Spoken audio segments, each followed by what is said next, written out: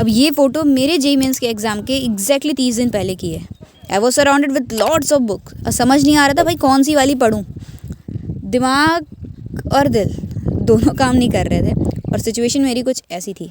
One shot देखना चाहिए या नहीं, मॉक टेस्ट कितने दूँ, एलन के मॉक टेस्ट दूँ या रेजोनेंस के दूँ, प्रीवियस ईयर क्वेश्चंस लगाऊँ या नहीं, कितने क्वेश्चंस लगाऊँ, क्या मैंने जो पढ़ा वो इनफ है भी या नहीं, अगर जेईई मेंस में फेल हो गए तो what if JEE mains clear ही नहीं हुआ। अब इस टाइप के बहुत सारे क्वेश्चन मेरे दिमाग में चल रहे थे। सच बोलूँ तो कुछ समझ नहीं आ रहा था। एंड देन आई डिसाइडेड कि चलो यार सब कुछ साइड में रखते हैं और एक मॉक टेस्ट देखते हैं, जानते हैं कि हम कितने दूध में और कितने पानी में एग्जैक्टली आ कितना रहा है। And then I decided to give the mock test और मॉक टेस्ट में आए 30 नंबर। जेईई मेंस को होने में 30 दिन बचे थे। I was scoring only 30 marks. अब बुरा इसलिए भी लगा क्योंकि 3 साल से उस एग्ज़ाम की प्रिपरेशन कर रहे हैं, जब 30 दिन बचे हैं I am only scoring 30 number. तो अगर इसको 4 से डिवाइड करोगे नियर अबाउट, मतलब ये कह सकते हो कि मेरे 7 चैप्टर ऐसे हैं जिसके क्वेश्चन मेरे से सही हो रहे हैं। तो आउट ऑफ 70-80 चैप्टर मेरे से सिर्फ 7 चैप्टर हैं जो अच्छे से हुए हैं।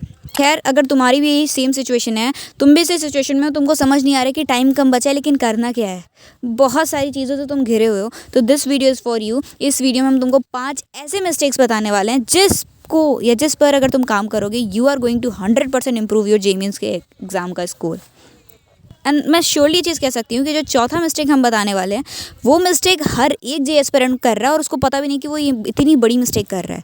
उस छोटे से मिस्टेक को तुम अगर ध्यान दो और उसको अपने हटा दो ना, तुम्हारे जेईई मेंस का स्कोर 30 से 80 पे कब जंप हो जाएगा तुम्हें पता भी नहीं चलेगा। आई नो कि तुम 80 नहीं स्कोर 180 स्कोर करना चाहते होगे, बट ठीक है, 5 मिस्टेक्स को अगर तुम इग्नोर कर लोगे तो डेफिनेटली यार तुम अपने स्कोर को काफ़ी अच्छा कर लोगे।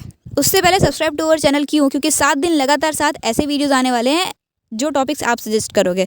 मतलब बेसिकली कमेंट सेक्शन में बताओगे आप ये प्रॉब्लम फेस कर रहे हो, जिसको सबसे ज़्यादा लाइक आया, जिस पे सबसे ज़्यादा डिमांड हुई, उस पर हम लोग वीडियो बना रहे हैं। अब सबसे बड़ा मिस्टेक क्या है, फोकसिंग ऑन वीक टॉपिक्स। अब तुम बोलोगे यार ये तो अच्छी चीज़ है, मेरे टॉपिक्स हो रखे हैं एंड जो वीक है उस पर मैं फोकस कर रही हूँ या कर रहा हूँ, तो वो गलत कैसे हुआ। गलत कुछ ऐसे हुआ क्योंकि तुम अगर वीक टॉपिक पे फोकस कर रहे हो तो इतना भी ज़्यादा मत फोकस कर दो कि तुम अपने स्ट्रॉन्ग वाले को कहीं भूल जाओ। मतलब ये कि तुम्हारा ऐसा नहीं होना चाहिए कि पूरा दिन सिर्फ वीक वाले को करने में ही चला जा रहा है। 10 दिन 15 दिन तुमने वीक वाला किया मान लो, इस हिसाब से मान लो तुमने 2-3 वीक टॉपिक्स को अच्छा कर लिया, बस इस चक्कर में तुमने 15-20 दिन पूरा अपने स्ट्रॉन्ग टॉपिक को इग्नोर करा और फिर क्या होगा, एग्जाम में जाओगे तो एक स्ट्रॉन्ग टॉपिक के भी क्वेश्चन नहीं बन रहे होंगे बिकॉज तुमने रिवीजन नहीं करा। यार दिमाग है, जैसे कोई घर है, घर में तुम सामान भरते गए तो भरते जा रहे हो तो सबसे आगे है वो तुमको सबसे पहले मिलेगा। भले जो तुमने पहले सामान भरा था बहुत अच्छे से करा था, प्रॉपर डेकोरेट करके भरा होगा, ठीक है, बढ़िया से, लेकिन वो पीछे रह गया है तो उसको जब तक तुम रिवाइज़ नहीं करोगे या मान लो वो गंदा हो जाएगा, जब तक उसको तुम क्लीन नहीं करोगे वो चीज़ गंदी होती जाएगी। सेम तरीके से जो तुम्हारे स्ट्रॉन्ग टॉपिक थे अगर तुम उनको रिवाइज़ नहीं करोगे तो दिक्कत होगा। इसलिए ये मत सोचो कि तुम्हें ज़्यादा नंबर ऑफ चैप्टर्स कवर करने हैं, तुमको बहुत सारा सिलेबस कवर करना है। तुमको क्या करना है, तुमको ये करना है कि जितना करना है सॉलिड करना है, जो पहले से हो रखा है उसको रिवाइज़ करते रहना है और वीक टॉपिक्स में वो चैप्टर करने हैं जिनकी वेटेज ज़्यादा है, ठीक है। अब इसका सोल्यूशन यही है यार कि बैलेंस डाइट नहीं खाना है, बैलेंस करना है। 40% टाइम आप अपने स्ट्रॉन्ग वाले को दो और 60% टाइम अपने वीक वाले को दो, डिपेंडिंग अपॉन आपका कितना वीक और कितना स्ट्रॉन्ग टॉपिक है, but don't ignore your strong topics. दूसरा, वॉचिंग वन शॉट वीडियोज़। अब तुम लोग मेरे को बोलोगे अरे आपको क्या पता है, राजवंश सर पढ़ाए हैं, 7-8 घंटे पढ़ाए हैं, उतने में ना पूरा उन्होंने रोटेशनल मोशन कंप्लीट कर दिया है। राजवंश सर 1 नंबर के टीचर है, नो डाउट। 7-8 घंटे में उन्होंने हर एक कॉन्सेप्ट को कवर किया है, no doubt, but that is not enough for you. अब maybe it is, but generally enough नहीं है। क्यों? तो मैं उसका आंसर तुमको दे रही हूँ। अब जैसे सिंपल सा एग्जाम्पल है, तुम खाना खा रहे हो, तुमको 4 रोटी खानी है, तो तुम चारों रोटी को एक साथ ऐसे मुँह में डालोगे नहीं।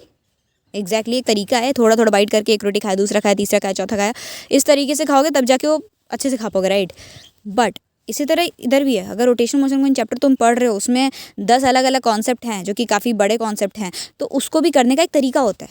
और मान लो तुमने सारा एक साथ पढ़ भी लिया, उसके बाद प्रॉपर उसका रिवीजन करना होता है। रिवीजन करने के बाद लेवल 1 के 25, 30, 35 क्वेश्चन लगाने होंगे, लेवल 2 के 30 क्वेश्चन लगाने होंगे, फिर जाकर तुम्हें मेंस के प्रीवियस ईयर क्वेश्चन करने, मतलब 100 से 120 क्वेश्चन को तुमको प्रैक्टिस करना होगा और प्रॉपर 2-3-4 बार रिवीजन करना होगा, तब जाके वो चैप्टर तुम्हारा कंप्लीट होगा। और इतना करने में तुम्हारा 8 घंटे का वन शॉट गया। 8 घंटे का वन शॉट देखने में प्रॉपर उसको लिख के अच्छे से करोगे तो 2 दिन चला जाएगा। फिर proper practice previous year question. अब ऐसा नहीं है कि तुम्हें 30 क्वेश्चन करना है तो तुम 2 घंटे में कर लोगे, नहीं, क्योंकि नया चैप्टर है, तुम उसमें जाओगे, पहली बार क्वेश्चन लगाओगे, 110% बहुत टाइम लगने वाला है।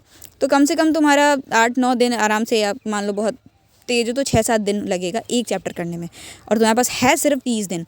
तो यार इसलिए स्मार्टली चूज़ करो कि कौन से टॉपिक्स को तुमको चूज़ करना है, कौन से टॉपिक्स को करना है, वन शॉट से करना है, नहीं करना है, वन शॉट करना भी है या नहीं, थोड़ा स्मार्टली इस चीज़ को सोचो। Third is mock test. अरे आपको क्या पता, मेरा सिलेबस एक बार पूरा कंप्लीट हो जाए ना, उसके बाद मैं डेली मॉक टेस्ट दूंगी, ऐसे ही बोलते होगे तुम लोग आई थिंक।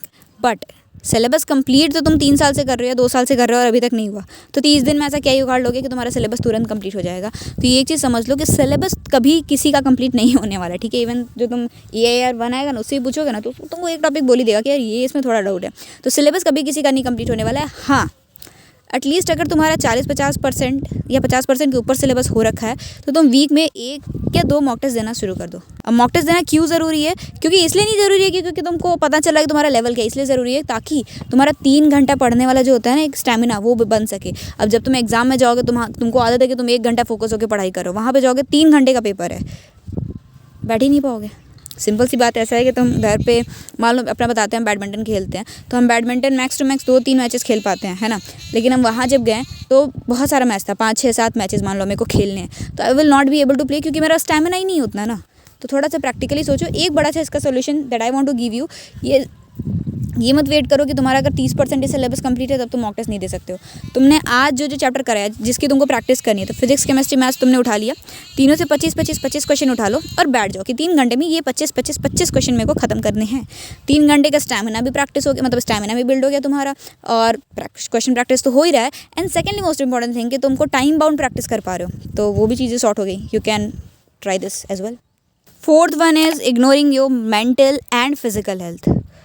अभी तुमको ये लग रहा होगा यार क्या ही है मेंटल और फिजिकल हेल्थ, ठीक है, लेकिन अब तुमको अगर याद हो तो एक जे एडवांस का टॉपर था, ऑल दो वो चलो टॉपर था, उसने चीज़ें पहले से पढ़ रखी थी, बट उसने इस तरीके से अपने हेल्थ को इग्नोर करा था कि वो एडवांस वाले दिन वो हॉस्पिटल से जाके दिया था अपना एडवांस का एग्जाम। शायद उसकी जगह अगर हम होते तो, क्योंकि हम वैसे ही है ना हम लोग कि हम लोग को पहले रिवाइज करना होगा, सब कुछ करना होगा, फिर जाके हम अपना एग्जाम दे सकते हैं। मतलब मेरी यही सिचुएशन है क्योंकि I was an average student, ठीक है। तो आई थिंक अगर तुम लोग भी एवरेज स्टूडेंट हो तो तुम लोग को अपने हेल्थ को सबसे बढ़िया यार प्रायोरिटी देनी है, क्योंकि अगर एग्ज़ाम वाले दिन एग्ज़ाम से 10 दिन पहले तबीयत ख़राब हो गई तो तुम चीज़ों को अगेन दोबारा से जल्दी जल्दी रिवाइज़ नहीं कर पाओगे। क्योंकि हमारा वही सिचुएशन है कि अगर 4 दिन बाद एग्ज़ाम है तो हमें 4 दिन मतलब बाद अगर एग्ज़ाम है तो एग्ज़ाम से 1-2 दिन पहले हमें रिवीजन चाहिए ताकि सारी चीज़ें हमारे दिमाग में फ्रेश हो जाएँ।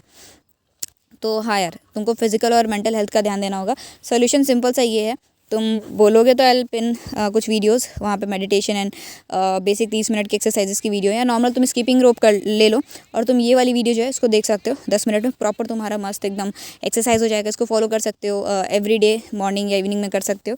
सबसे अच्छा तरीका एक ये भी है कि डीजे वीजे बजाओ, स्पीकर पे गाना बजाओ और फिर थोड़ा सा पागलों की तरह नाच लो।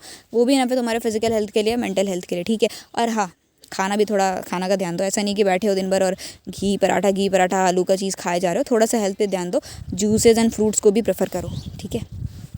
5th पॉइंट बताएं उससे पहले आप मेरे को ये बता दो आपके हिसाब से ऐसे टॉप 3 कौन से मिस्टेक्स है जो आपने करे हैं। कमेंट करके बताओ और प्रॉमिस करो कि जो भी 30 दिन बचे हैं या सेकेंड अटेम्प्ट में जितने भी दिन बचे हैं उतने में आप बेसिकली जेईई तक में आप उन मिस्टेक्स को रिपीट नहीं करोगे।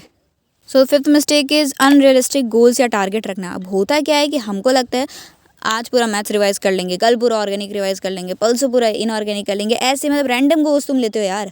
तुम्हें भी पता है कि देखो गोल सेटिंग बहुत बड़ी चीज़ है। हम लोग अपने हिसाब से गोल तो बना तो लेते हैं कि 2 घंटे में 25 क्वेश्चन कर लेंगे, बट यार अगर वो नया चैप्टर तुम पहली बार करने जा रहे हो या अच्छे लेवल के क्वेश्चन हैं, तुमसे 1 घंटे में 10 क्वेश्चन हो नहीं रहा है, तुमको ये चीज़ पता है, तुम 2 घंटे में 25 क्वेश्चन कहाँ से कर लोगे। तुमने गोल्स ही ऐसे बनाए, अब तुमने गोल ऐसे बनाए हैं, तुम उसको करने की कोशिश करोगे। जब यू विल रियलाइज़ कि 1 घंटे में तुम्हारे 5 ही क्वेश्चन हुए हैं, बाकी 1 घंटे में 20 क्वेश्चन और करने हैं, तब तुम ना बहुत ज़्यादा हाइपर हो जाओगे और तुम कुछ नहीं कर पाओगे, ठीक है। तो इसीलिए यार जब भी गोल्स बनाओ, जब भी टारगेट्स बनाओ, ऐसे बनाओ कि हाँ you can achieve it, that should be realistic. Please please please make sure this, ठीक है, क्योंकि तुम्हें अगर कुछ करना है तो रियलिस्टिक रहना ही पड़ेगा। सबसे इम्पॉर्टेंट चीज़ ये है कि जितना भी टाइम बचा है ना, ये मत सोचो उसमें हो पाएगा या नहीं, पर इतना समझ लो कि जितना भी दिन बचा, फॉर एग्जांपल अगर 20 दिन बचा है तो these 20 days can make you and even can break your JEE Mains का प्रिपरेशन। अगर ये 20 दिन तुमने अगर अच्छे से पढ़ाई कर ली तो हम ये नहीं कहेंगे तुम्हारा 99% आ जाएगा, 100% आ जाएगा। हम ये कहेंगे कि अभी जो तुम्हारा लेवल है ना तुम उससे बेटर ज़रूर कर जाओगे, ठीक है।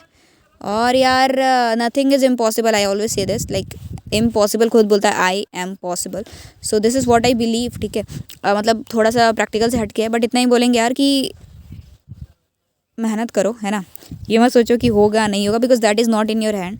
काफ़ी टाइम तुमने ऑलरेडी वेस्ट कर रखा है, अभी जो टाइम बचा है प्लीज़ उसको मत वेस्ट करो, अपना बेस्ट दो।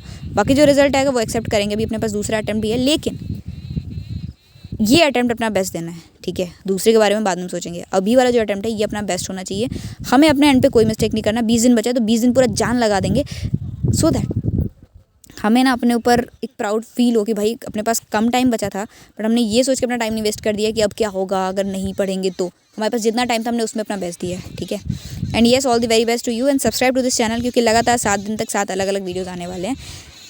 Thank you so much for watching this, bye bye.